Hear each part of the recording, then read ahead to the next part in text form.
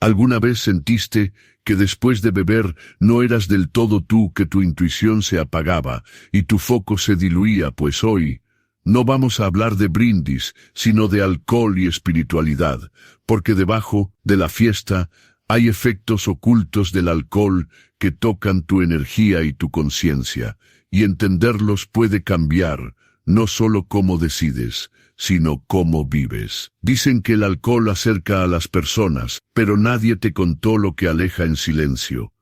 Aleja tu foco, tu intuición y esa voz interna que te guía cuando todo se vuelve ruido. Por eso hoy no vamos a hablar de brindis ni de costumbres. Hoy vamos a mirar lo que casi siempre se esconde debajo de la fiesta. Porque si alguna vez sentiste que después de beber no eras del todo tú, este mapa puede cambiar tu manera de decidir, y quizá tu manera de vivir. Para abrir esa puerta hay un detalle histórico que no es menor. La palabra alcohol se rastrea hasta el árabe medieval alcohol, término ligado a la cosmética y a la alquimia, un polvo finísimo que evocaba el arte de separar lo denso de lo sutil, y ese símbolo, el de la separación, no es solo un dato curioso sino una clave, porque la alquimia enseñaba a disolver y reconstituir, solve coagula, y cuando uno bebe, de algún modo vive ese solve, se disuelven límites, se afloja el filtro, se corre el borde entre impulso y decisión. Por eso tantos sabios vincularon alquimia y alcohol en sentido metafórico, porque el gesto de disolver no ocurre solo en la materia, sino también en la atención. Y ahí es donde el alcohol significado se vuelve una pista sobre los efectos ocultos del alcohol. La apertura existe, sí, pero muchas veces es una apertura hacia abajo, hacia capas más densas de la experiencia, no necesariamente hacia arriba, hacia mayor claridad. Si recorremos tradiciones distintas, el mensaje cambia de forma, pero conserva un hilo.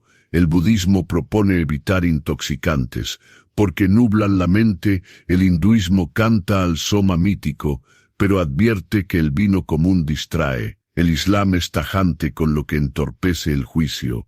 El cristianismo permite el vino en lo litúrgico y a la vez denuncia el exceso, y las corrientes chamánicas, que trabajan con plantas maestras en contextos rituales, miran el alcohol con reserva porque funciona más como disolvente de la presencia que como puerta hacia la visión. En todas, el énfasis no es moral, es operativo. ¿Qué le hace el alcohol a tu señal, a tu foco, a tu capacidad de elegir? Y aquí entran conceptos que hoy volvieron al lenguaje cotidiano. Energía y alcohol, vibración espiritual y alcohol, porque no hablamos de magia ingenua, hablamos de coherencia, de cómo tu campo se ordena o se desordena según lo que pones dentro. Imaginemos ese campo como una red de información que la tradición llamó aura o cuerpo astral.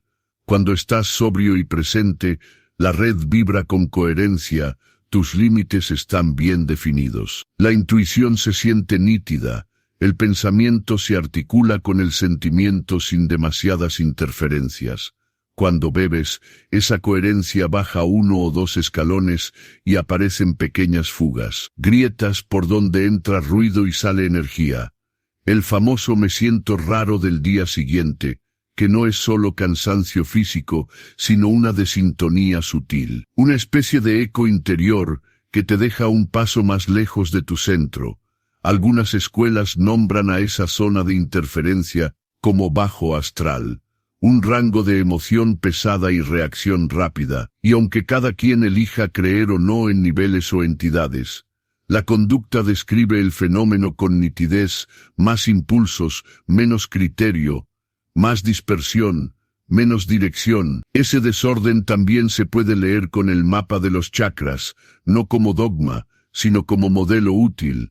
Ajna, el tercer ojo, que sostiene la visión interna, se enturbia y cuesta distinguir lo importante de lo urgente. Manipura, el plexo solar, sede de la voluntad y la autodeterminación. Pierde tono y te descubres diciendo sí a lo que querías negar. Y luego veo a lo que pedía decisión. Vishuddha, la garganta, la casa de la palabra clara, se deforma y salen frases que luego pesan. o se atascan las que debían salir. En breve, alcohol y chakras no es una consigna para asustar.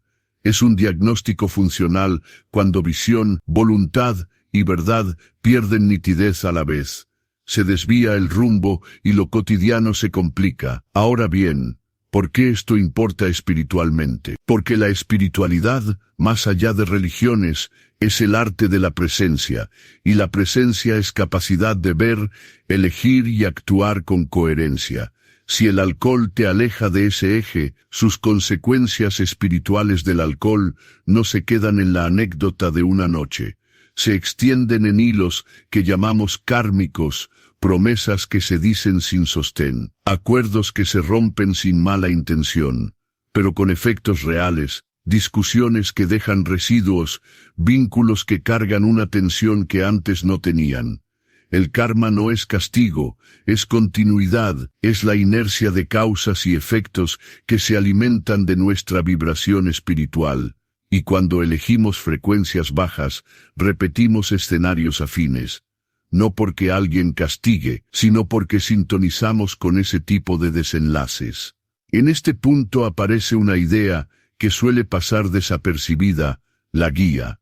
La llamemos intuición elevada, conciencia, guardianes espirituales o simple buen juicio. Esa guía opera por sintonía, no irrumpe a gritos, no empuja, sugiere cuando hay escucha. Y si uno se ausenta, si se disuelve, la guía no se impone, se apaga en el ruido. De ahí que muchos digan me perdí a mí mismo tras una etapa de excesos. No es una condena metafísica, es un efecto técnico. La radio quedó fuera de dial, y los mensajes llegan rotos. Por eso alcohol y espiritualidad suelen chocar, uno busca elevación y enfoque, el otro diluye el borde entre impulso y acto, entre emoción y decisión. Cuando esta dinámica se prolonga, se instala la sensación de fragmentación del alma, no en tono dramático, sino como percepción de estar en varias piezas, de vivir con micro-yoes que empujan en direcciones distintas según el contexto y la compañía. Esa fragmentación se parece a tener ventanas abiertas en una tormenta, corre viento por todos lados, y el clima interior deja de depender de ti. Cerrar ventanas, en cambio, es volver al centro. Y aunque aquí no vamos a entrar en protocolos prácticos, porque decidimos un video más informativo y menos tutorial, sí vale fijar la idea. La limpieza energética no es ruido místico, es un nombre para prácticas de cuidado de la atención, del límite y de la intención. Llegados aquí conviene matizar, porque la historia también muestra momentos donde esoterismo y bebidas alcohólicas compartieron escena en ceremonias controladas. ¿Por qué allí sí y aquí no? Por el contenedor, propósito, medida, contexto, guía. Cuando el contenedor falta, la copa es entretenimiento puro y repetida, se convierte en hábito que a su vez se transforma en piloto automático, y el despertar espiritual es lo contrario del piloto automático. Es mirar lo que uno hace mientras lo está haciendo para decidir si eso lo acerca o lo aleja de lo que dice querer. Por eso la conversación no es permitido, prohibido, sino alineado, desalineado. Si ponemos todo el mapa sobre la mesa, aparece una síntesis limpia. Primero, el origen simbólico, alcún significado. Nos recuerda que el alcohol está asociado a disolver, y lo que disuelve en la conciencia es, muchas veces, el borde que nos cuida. Según el plano energético, energía y alcohol, describe cómo baja la coherencia del campo, y se debilita la definición del cuerpo astral, aumentando la permeabilidad a ambientes y emociones densas. Tercero, el plano funcional, alcohol y chakras, explica por qué visión, voluntad y palabra se ven afectadas al mismo tiempo, y cómo eso deriva en decisiones torcidas. Cuarto, el plano ético kármico, efectos ocultos del alcohol. Muestra hilos que se tejen cuando estamos velados, y que luego llevan tiempo desatar, no por culpa sino por continuidad. Y quinto, el plano de la elección. no se trata de condenar una sustancia. Se trata de entender su efecto para decidir con conocimiento cuándo, cuánto y para qué hacemos con esta información. La usamos para recuperar agencia. Nadie necesita una lista de noes para vivir despierto, necesita contexto para decidir. Hay quienes, al comprender este mapa, eligen periodos de claridad absoluta para recalibrar su señal y verificar por experiencia propia cómo cambian el ánimo, la lucidez y la calidad de las conversaciones. Otros reducen, reordenan, resignifican. Lo importante es que la decisión nazca de entender las consecuencias espirituales del alcohol y no de la presión social que normaliza lo de siempre. Porque cuando entiendes, eliges mejor, y cuando eliges mejor, tu vida, que es un sistema sensible, se reordena. Y aquí, antes de cerrar del todo, te hago una invitación breve, justo a mitad de este último tramo para que no se pierda. Si este contenido te ayuda a mirar con más claridad y a poner nombre a lo que sentías sin palabras, activa la campanita y suscríbete.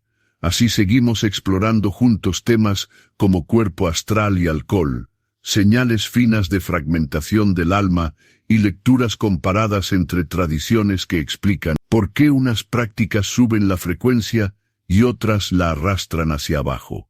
La idea es darte mapas nítidos para que la próxima vez que todos digan una más, puedas contestar con tu brújula, no con tu inercia. Cerramos, ahora sí, con la imagen que nos trajo hasta aquí. La alquimia y alcohol nos enseñaron a disolver y a reconstituir, y la pregunta que queda vibrando es si, cuando brindas, te reconstituye o te dispersa, si te acerca a ti o te deja a medio metro, si te abre hacia arriba, más atención, más presencia, más verdad, o te abre hacia abajo, más ruido, más impulso, más eco. Nadie puede responderlo por ti, pero con este mapa ya no te toca adivinar. Eliges con conocimiento, eliges con vibración, eliges con la conciencia de que cada sorbo tiene un precio en foco y una ganancia en ilusión, y que la verdadera celebración quizá no sea apagar la mente, sino encenderla lo suficiente como para estar a la altura de lo que de verdad quieres vivir.